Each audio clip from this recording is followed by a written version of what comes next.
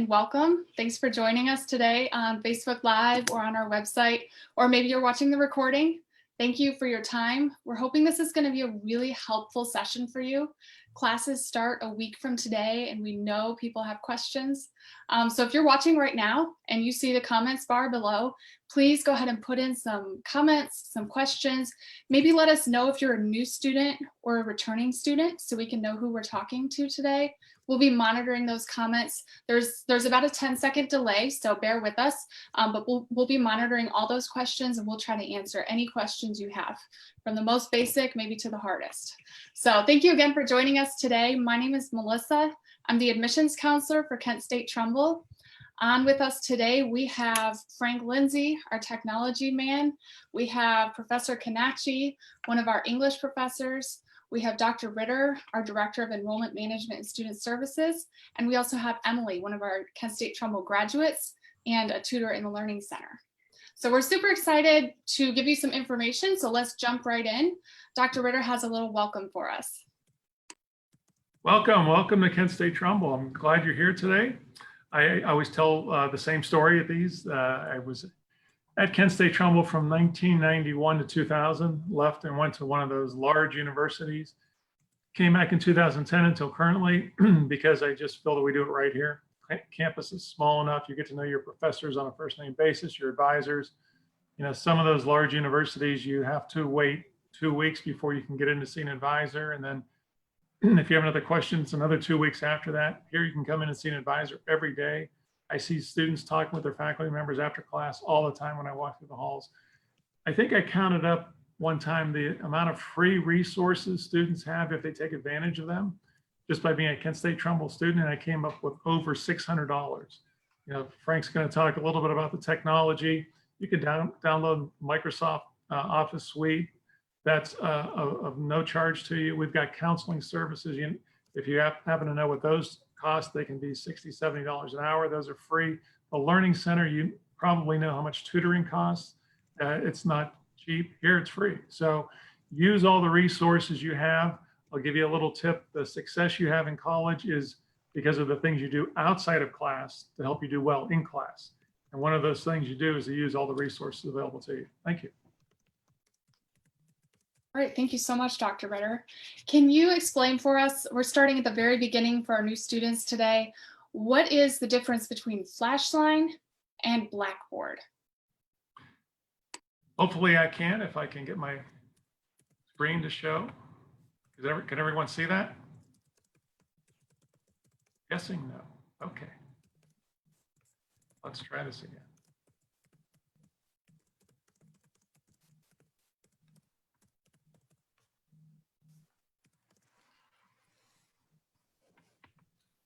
Okay. Can everyone see that?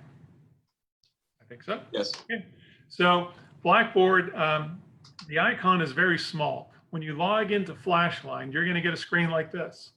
And when you get a screen like this, right here, you're going to see BB, capital B, small b, that's Blackboard Learn. So when you click on that, that's going to take you into Blackboard. And what Blackboard does is it gives you, as you can see, all kinds of information. And one of the ways you're going to do your courses, whether they be online or quote unquote remote, is through Blackboard. So that's the vehicle we use for you to be able to do your courses, even courses that in a traditional semester where they're face-to-face all semester long. Some components of your class are probably going to be through Blackboard. Now, when I said quote unquote remote is because, as you know, some of your courses are remote this semester, and it's set up very similar to a fully online course. And if you're taking a fully online course, you're definitely going to be using Blackboard. So that's how you get into Blackboard.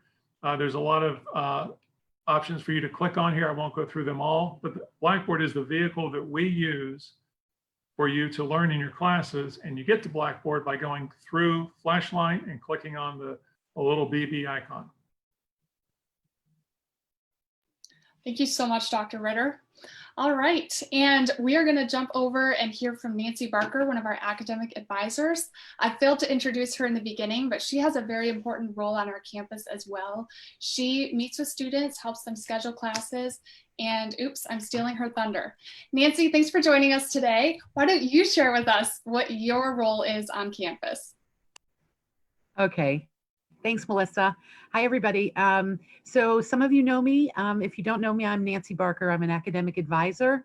I also coordinate student life. But today I just want to talk a little bit about what an academic advisor is going to be able to do for you. We start you off by getting you registered for classes through orientation.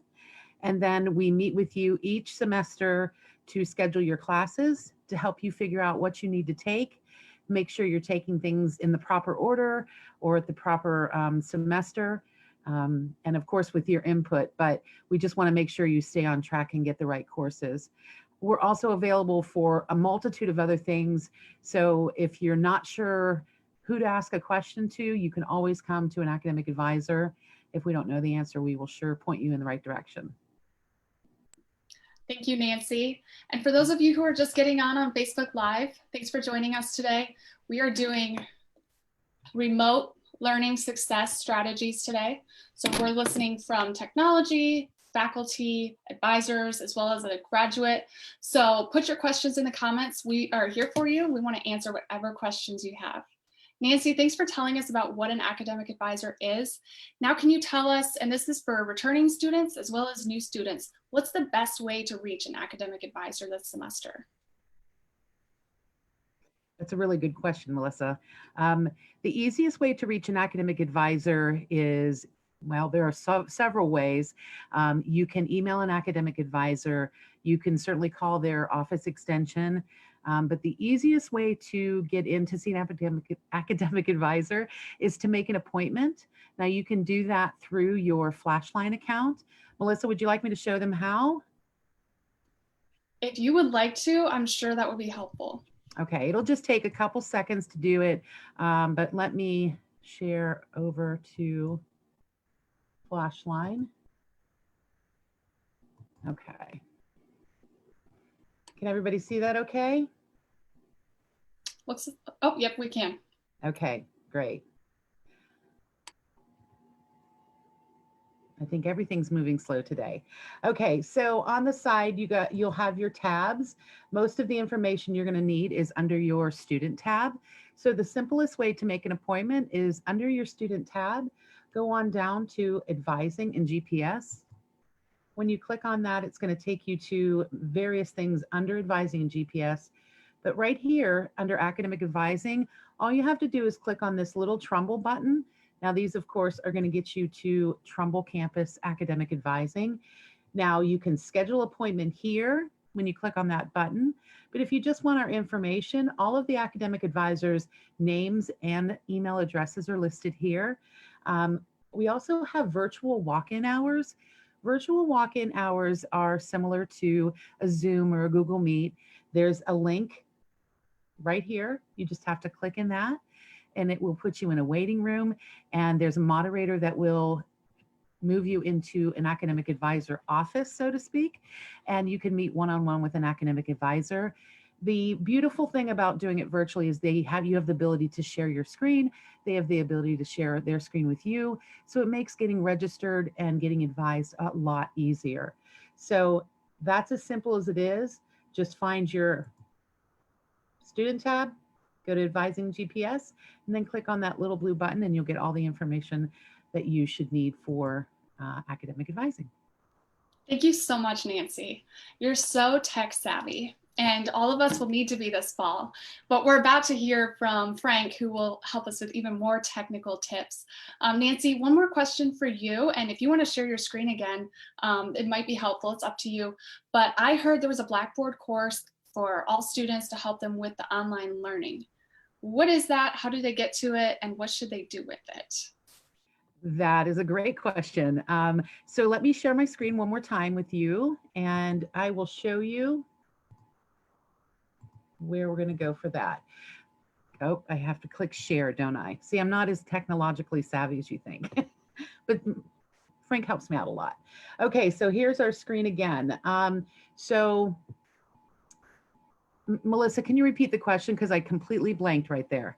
No, totally. In Blackboard, there's an online course. Yes. Okay. So again, there's two different ways you can get to Blackboard, either under student and other academic resources. There is a link, there's a box right here you can click on, but this is the easiest one to remember, just like Dr. Ritter said, it's the BB up here. So when you click on it, and as Dr. Ritter showed you, okay, we're gonna try it again. When you click on it, we'll try that way. Okay, so all of your courses, you can click on courses up here, or they may populate themselves, but all students are going to be entered, and they're going to have all sorts of resources for remote learning. I'm going to just click in here for student services. So all of the course content, is this what you're talking about, Melissa? Or are we talking about the virtual orientation? It's not the virtual orientation. I heard it was like online learning success. Okay. A course that all students are automatically enrolled in for this fall. Okay, so I may not have access to that yet. I'm not sure that I have access to that actually.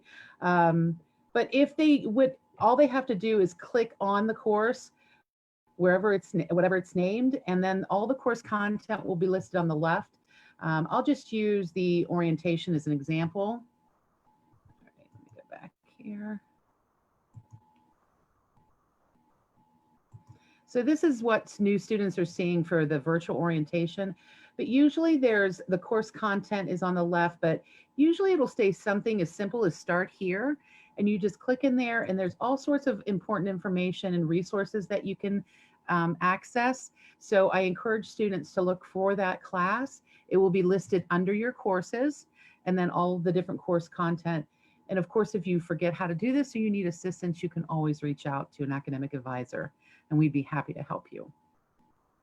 Thank you so much, Nancy. And for those of you that are watching on Facebook, I put a link in the comments of a whole bunch of websites that are going to be helpful. The first one on the list is for academic advising. So if you click on that link, it'll take you right to the page that Nancy was showing you with the email addresses for all of the advisors and everything.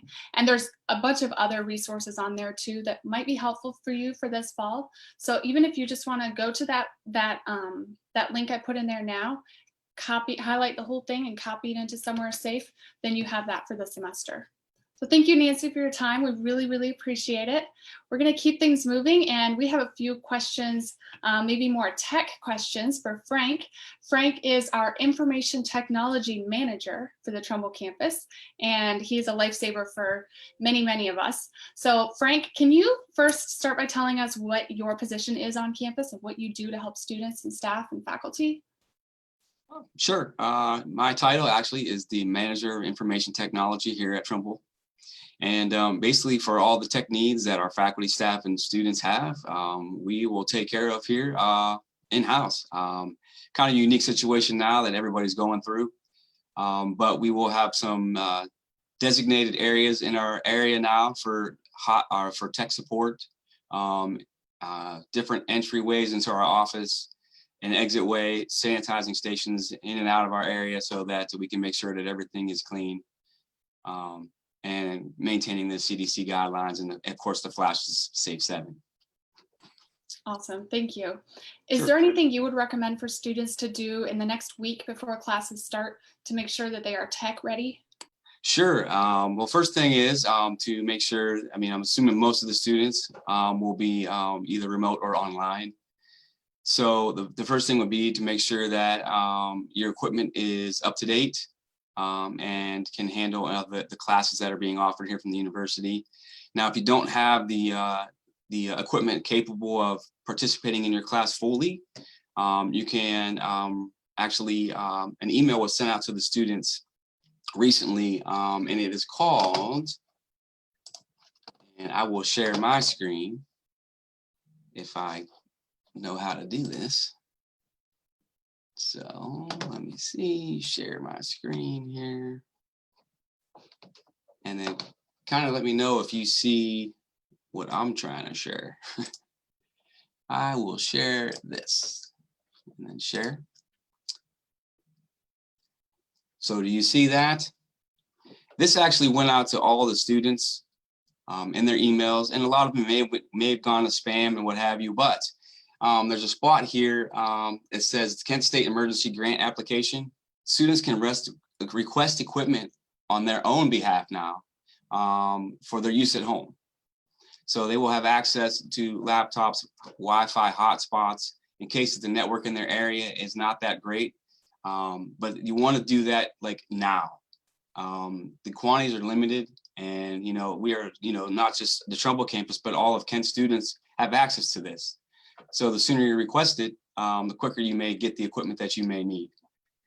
So the Kent State Emergency Grant Application is something they can fill out, and there's some information there you have to, of course, do, and then of course they'll be on a basically first come first served basis or while quantities last.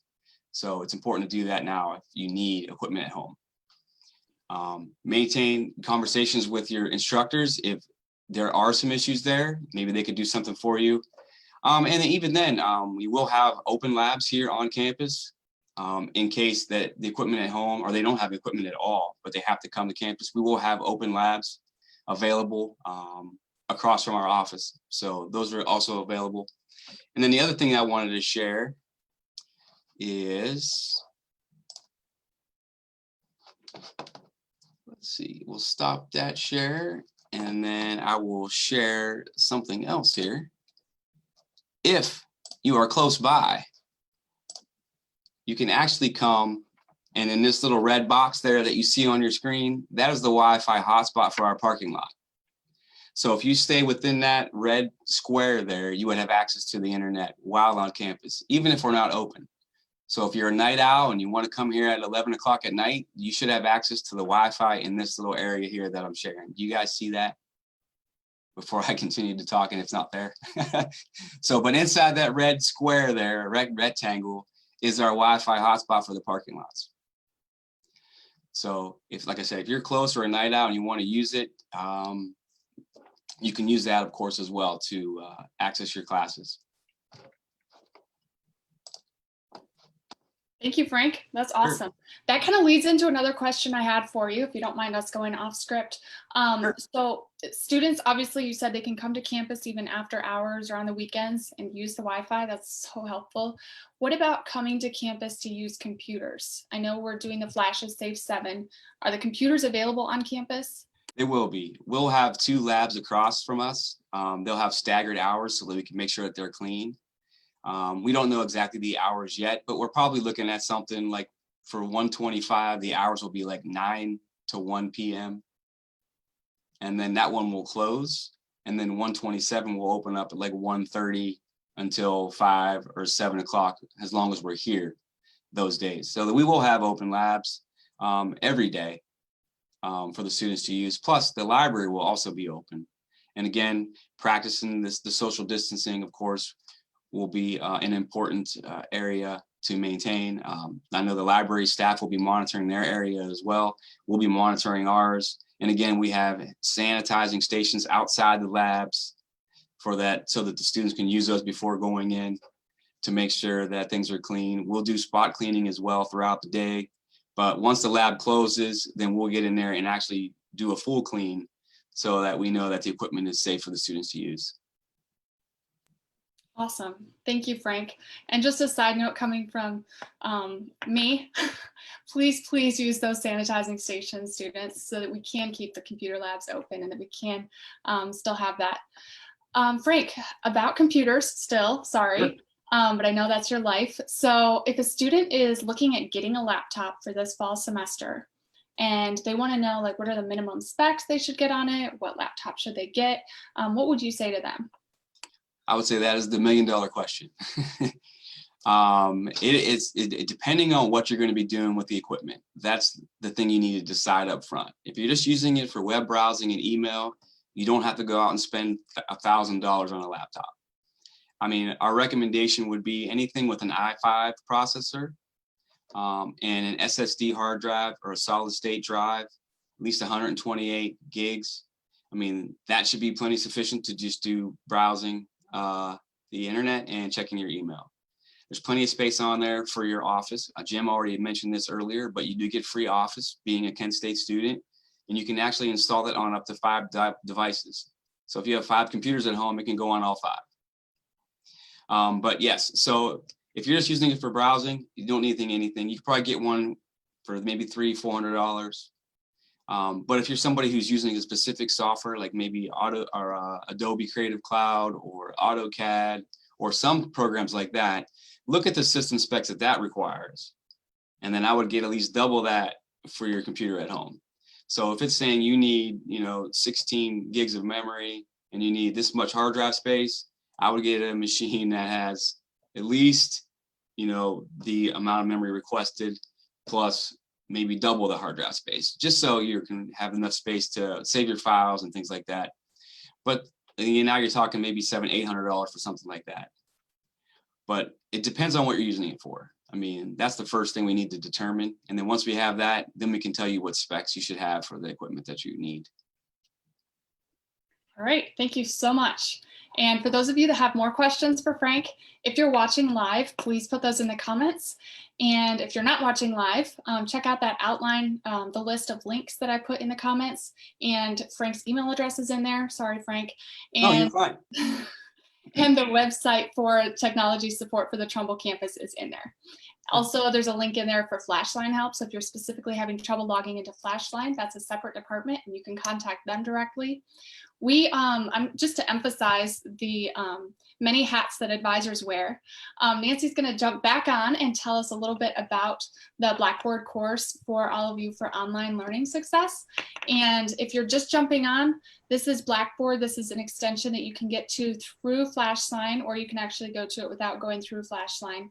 But this is where you'll be accessing your courses this fall. Nancy, I'll turn it over to you. Okay, thanks, Melissa. So I did find the course.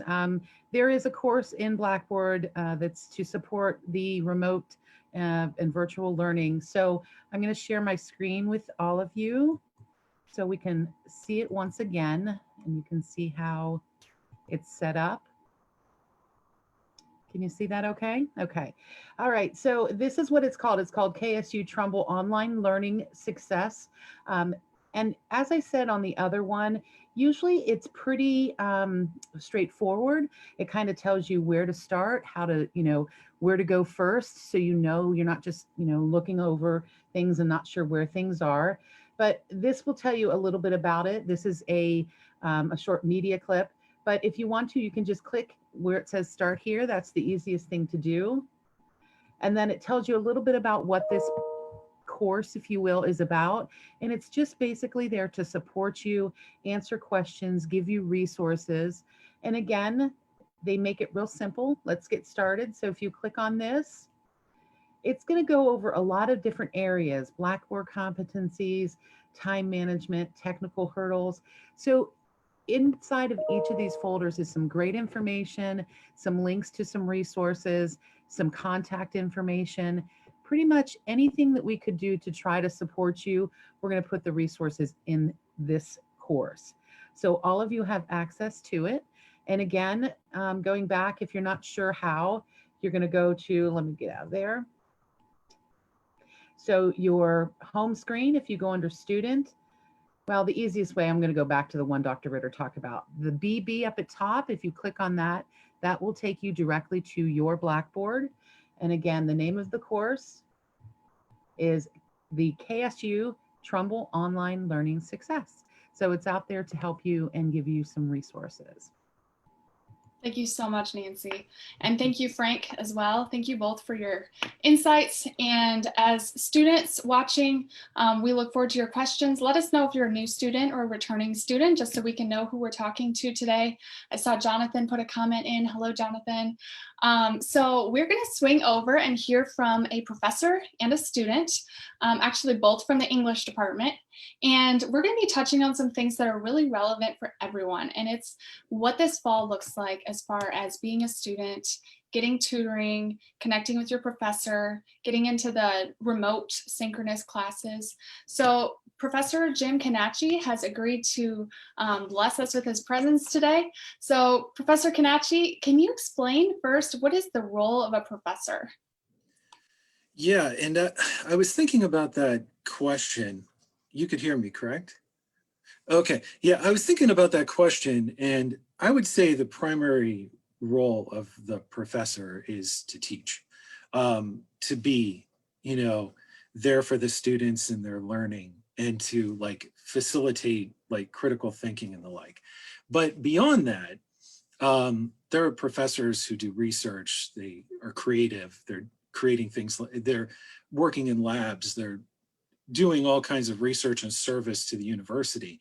But I think this semester specifically, that the role of the professor is slightly different, not necessarily because we're remote, because there are some courses and labs and professors who are teaching face-to-face on campus, that the professors are kind of like the first line of defense for the campus and for the community. That they've asked us not just to provide support to the students in teaching, but to make sure that everybody remains safe, that people are following this Flash Safe 7, and that students have the resources that they need to succeed in the classroom. And so it's not so much like the professors are wearing a bunch of hats necessarily, as much as they're expected to know not just a great deal about their subject, but about the campus, about the needs of the students, the people who are in their classes, and the resources that are out there that help students be successful. Thank you so much for sharing that. And I heard that you did an intensive training this summer, as well as many other professors in successful remote teaching. And do you mind sharing, what is Blackboard Collaborate Ultra? I'm guessing it's connected with Blackboard, but what is that? Yeah, and I'm not going to share the screen because actually to do the Blackboard Ultra and the way that it works, Blackboard Ultra is very much like what we're doing now. It is video conferencing sharing software, or I should say an application that is embedded into Blackboard.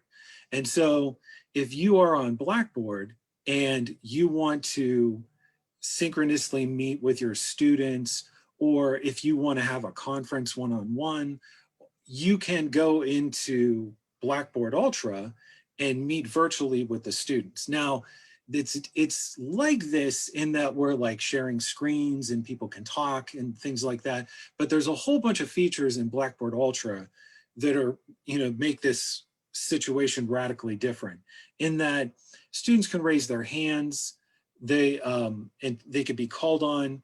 There's a, like you are monitoring what people's comments are on Facebook. You could actually follow comments on Blackboard Ultra, and you could follow along what people are saying. You could directly address things, or you could be typing and responding to people while other people are talking. You could also do a whole bunch of things that you wouldn't have any need for, just talking to people, doing like an interview. You could separate people into groups. You could set them with tasks. You can bring people back into a solid classroom. And so you can't do everything. I'm not going to say that. You can't do everything that you would be able to do in a face-to-face classroom. But you could do a lot of things that would be a facsimile of what you would do in the classroom. So it's almost like a simulated learning environment where the students can directly interact, not just with the professor, but with the other students in the class. You could bring a whiteboard up on the screen. You could share content like you guys are doing right now. You could show a video and talk to your students while the video is going on. You could bring up a whiteboard and explain, how to do a formula. You could bring up examples. You could do a PowerPoint presentation.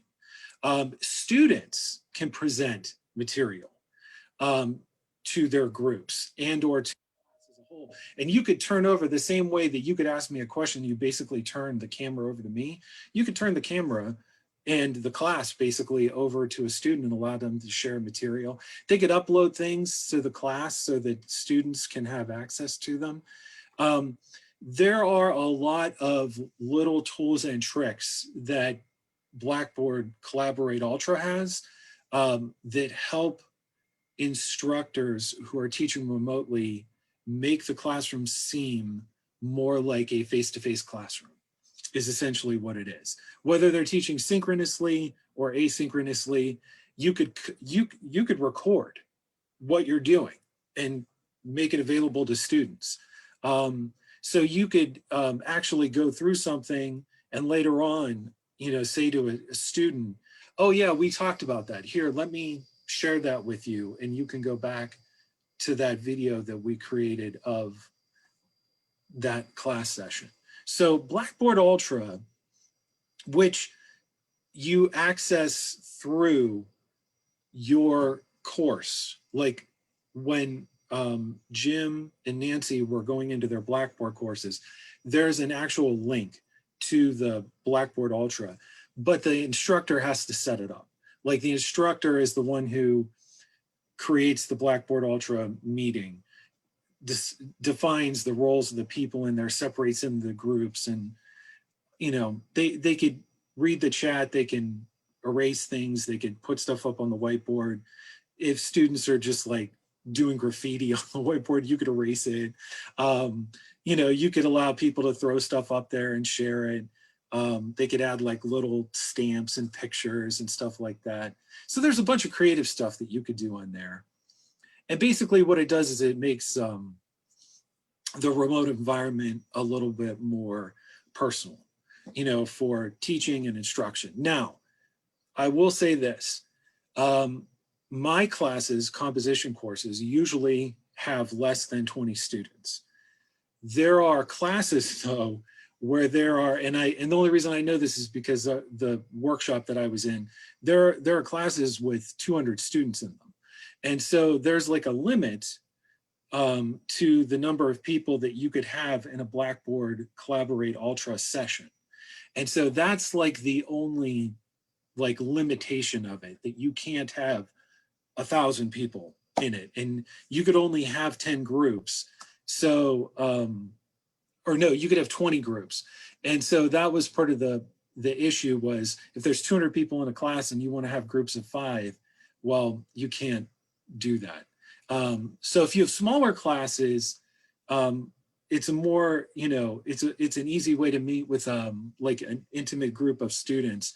With larger class of students, you might not be able to use all of those options because you just can't, you can't break up 400 people. It's just not possible. So on this campus, we don't have classes with 200 kids.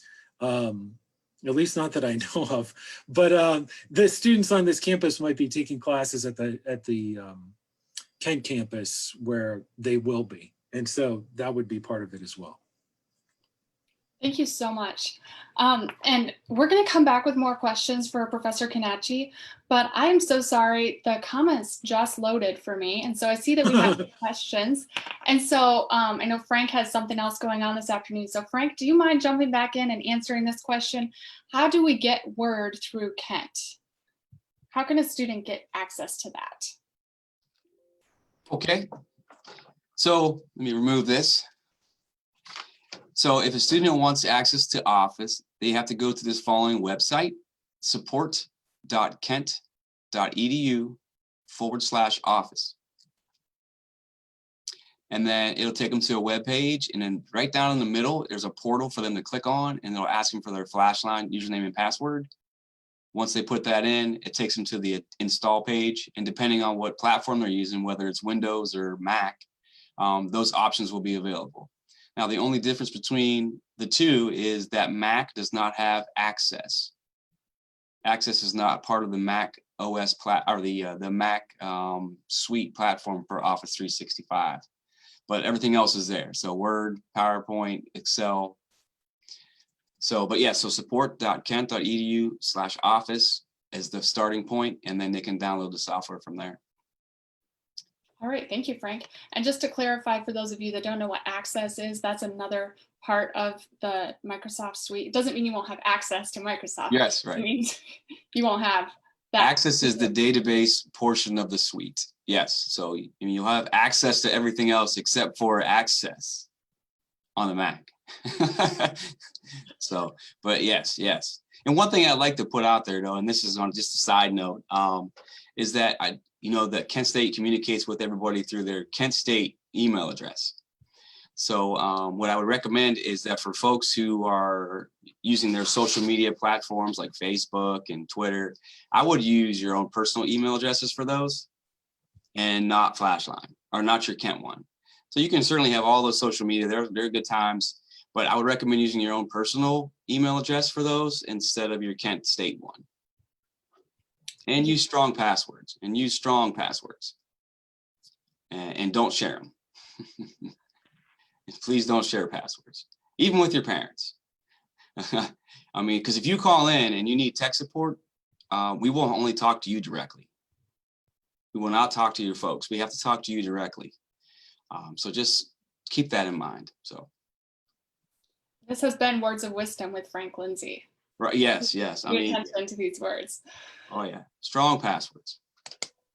Thank you, Frank. No problem. All right, these other two questions that came in, they are super great questions. Russell, I will post that link. I believe it was support.kent.edu. Is that right, Frank? Yes, support.kent.edu/office. /office. Okay, I'll put that in the comments for you, Russell. Haley and Kendall are asking good questions, and I think Professor Kanachi, these would be for you. The first is, will remote classes be held through Zoom? Do you want to address that? That is a difficult question to answer. And I would say the only reason that I can't tell you the answer to that is it would be dependent upon the class that you are in and the instructor and what he or she is using. Because your instructor may decide that for one portion or a part of the class, they might want to have a Zoom meeting. Others may just be using Blackboard Ultra. There were a lot of different applications and services that were brought up in the workshop that we went to.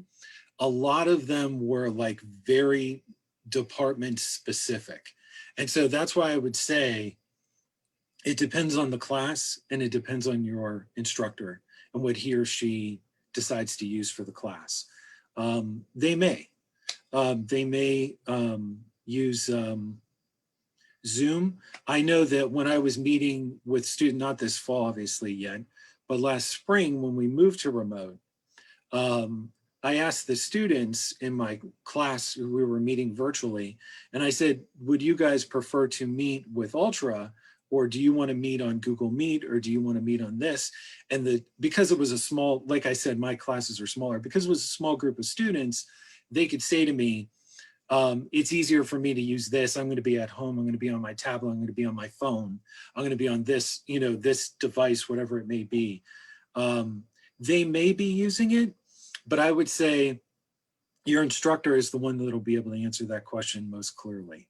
I know that I probably won't, but that doesn't mean that other people won't be using it. I'll probably just stick to Collaborate Ultra. And then, if I have to meet with somebody, through one of the other platforms, I can, but it's not something I'm going to build into my course. All right, thank you. Thank you. The other question is from Kendall, a new student. Hi, Kendall. Why are there already assignments available in Blackboard? Do I need to do anything with these? Oh, okay. Yeah. Now, I cannot say for sure that you don't have to do anything, because I would say read the instructions that your instructor gave you and find out whether or not there's things that you're supposed to do before the beginning of the semester.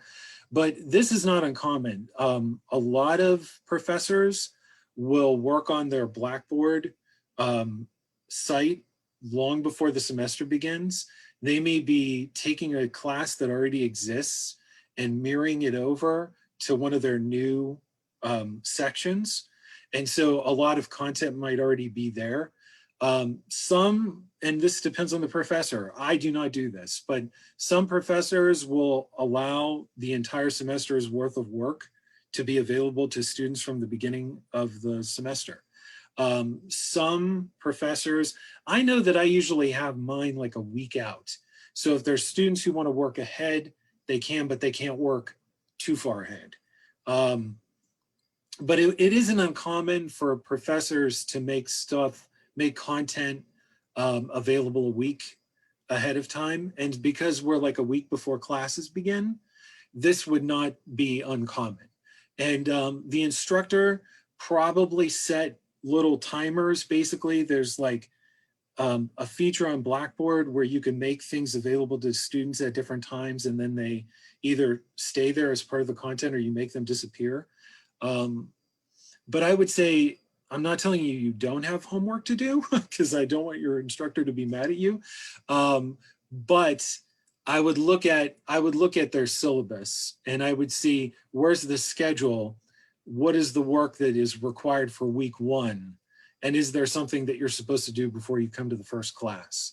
So they might have you do that, like for the workshops that we had this summer, even though it was a bunch of teachers, they gave us homework to do before we got there. There was like 5 things that we had to do before the workshops ever started. And they gave you homework every night, and you had to go online, and you had to do the work and submit it, and you got little check marks. It's like gold stars when you were in kindergarten.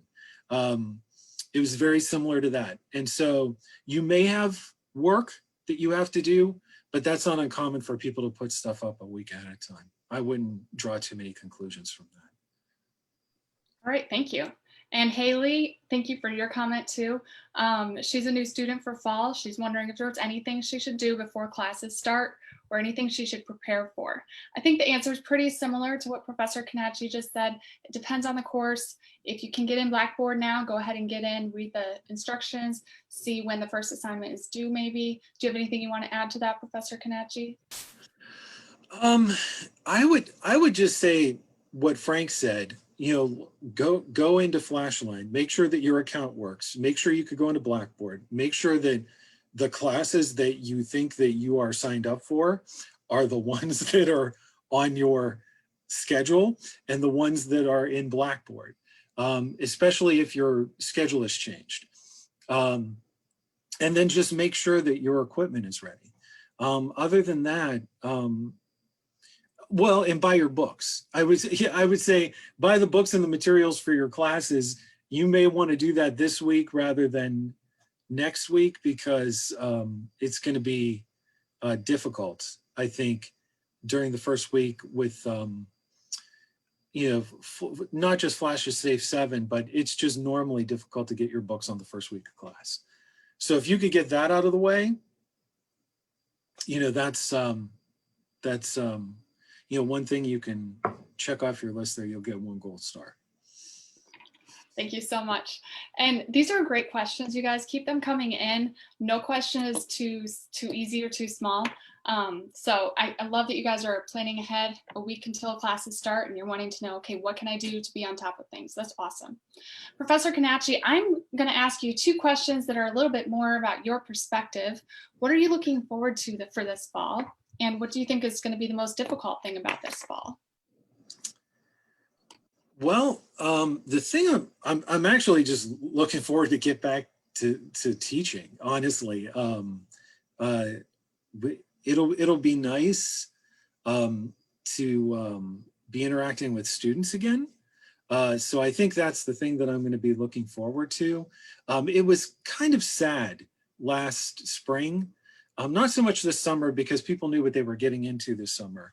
But it was kind of sad last spring because we were 10 weeks into the semester, and then we were going to be remote for a couple of weeks, and we were remote for the rest of the semester, and I never got to see my students again. And it was sad, you know, because you see them every week, and you know, they have concerns and questions and things that they're working on and stuff that they need help with and questions they need answered. And most professors like doing that. And so interacting with students, again, I think will be the thing that I'll be looking forward to most. I think the most difficult thing or the most challenging thing is going to be helping students have access not only to the class and the things that we're doing in, but to support. And I think that the challenge, not so much for myself, because I'm not teaching classes that I'm not familiar with. But the students are going to be taking classes that they're probably not familiar with. And I think the thing that's going to be challenging is if they don't reach out for help, if they don't contact their professor, if they start to struggle. If you're in my classroom every day and you're struggling, I'm going to know. If you are at home and I don't physically see you, I may not know that you're struggling with the content in my class. It's a little bit a little bit more difficult to get a hold of me. So I would just tell the students that they are in good hands, and here is why. Because Kent State University has taken this seriously from the beginning. They had all the resources in place. The president of the university was 100% behind, you know, all the initiatives that were being taken to make sure that students are safe, that the classes, even though they're being taught remotely, were, you know, had the academic rigor and standards that we would be expected of Kent State University. He made sure that faculty had the resources that they need to be able to teach their classes and the training, to be able to move their classes remotely. So what I would tell students is that there are going to be challenges that they are going to face the same way there are going to be challenges that professors are going to face. But they have so many people, so many resources available to them that are going to make the process easier for them. They just have to seek them out and they have to know where to find them. And so I would just say what Nancy, what Jim, what Frank were saying, my daughter who's a student at Kent State, I see all of the things that are available to her that I did not have when I was a student in college. I am jealous of all of the things that she has. She is terribly fortunate. While, because she's a fashion merchandising major, some of her classes are going to be a little bit more difficult, them being remote. But I know that her faculty are ready for it because they were in the workshop with me. So I saw them.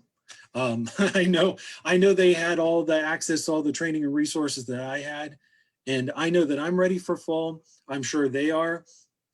I think the students just have to know that we're prepared for this, that people have been training all summer for this, that they've been working diligently to make sure that this fall is a positive experience for all the students that come to Kent Trumbull.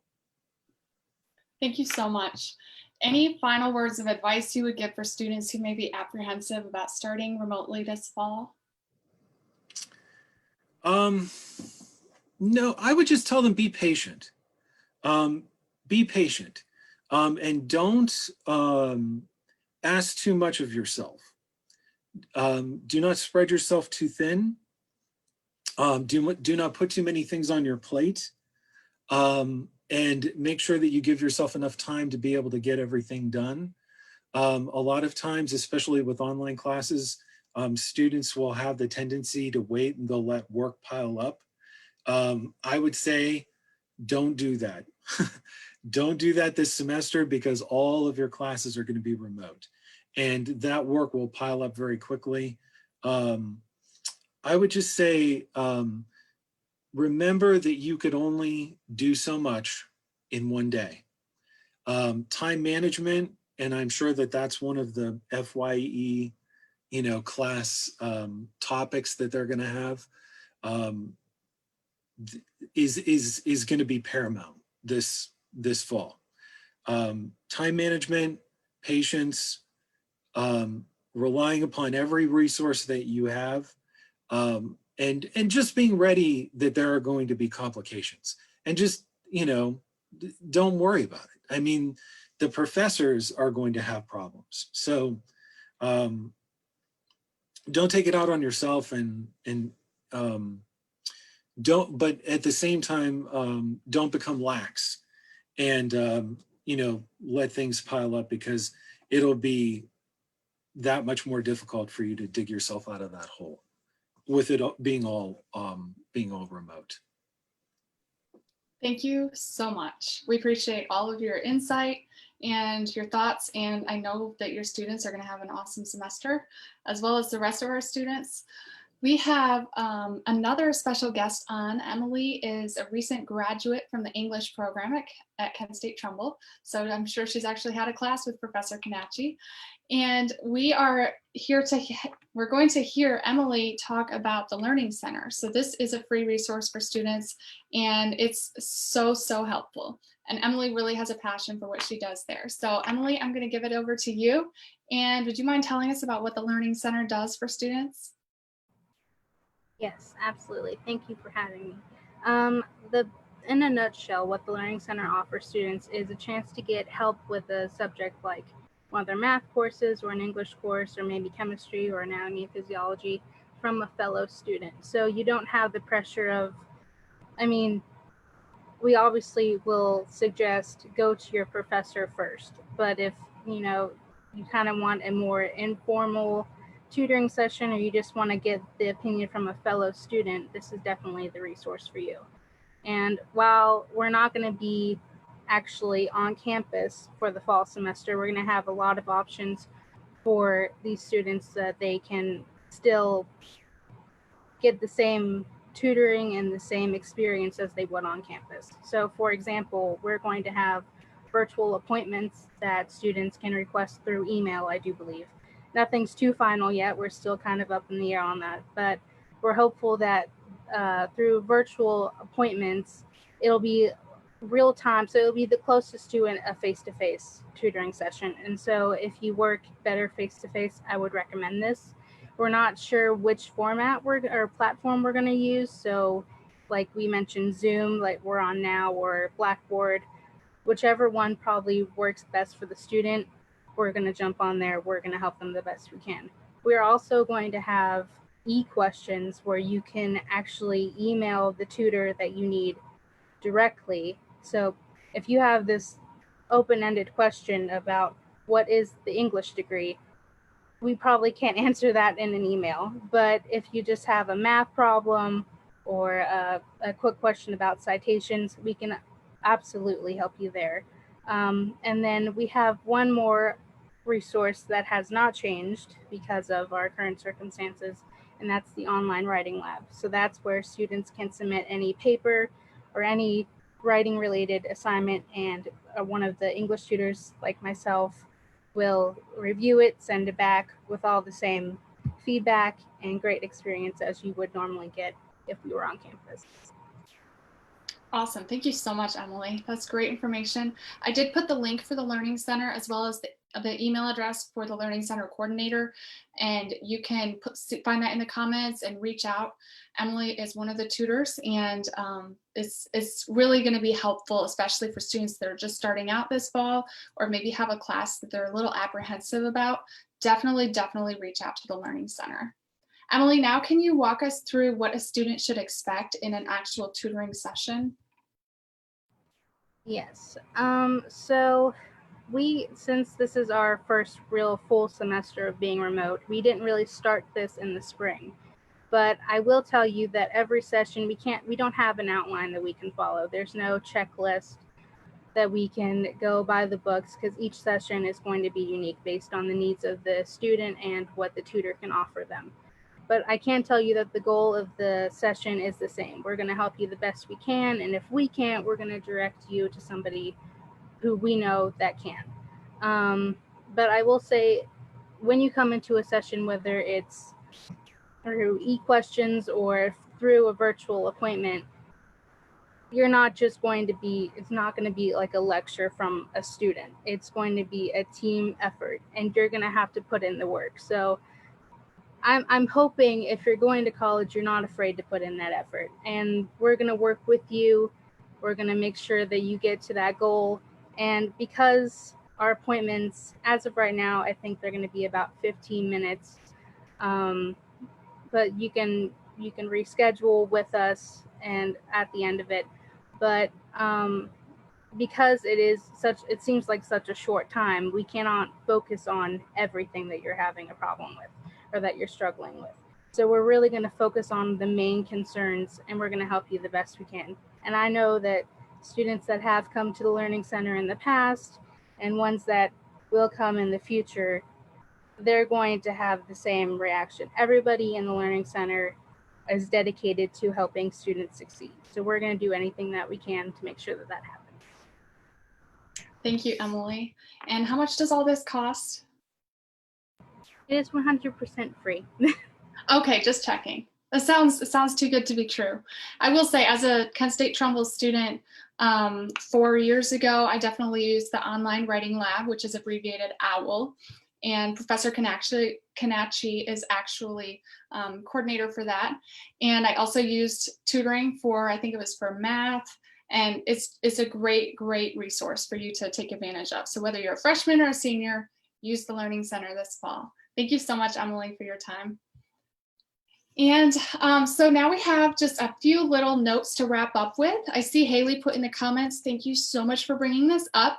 There is a drive-by pickup on campus for welcome kits on the 25th. And watch your email for more details, but it's from 10 to 2. And you can actually come to the parking lot and pick up your mask kit to follow the Flash's Safe 7 principles. If you haven't heard of Flash's Safe 7, just go to our website. You'll be able to read all about it on there. It's going to be very key to having a successful semester. If you can't make it on the 25th, you can pick up your mask during the first few days of class. Speaking of the first few days of class, Nancy has a final special announcement to make. Thanks, Melissa.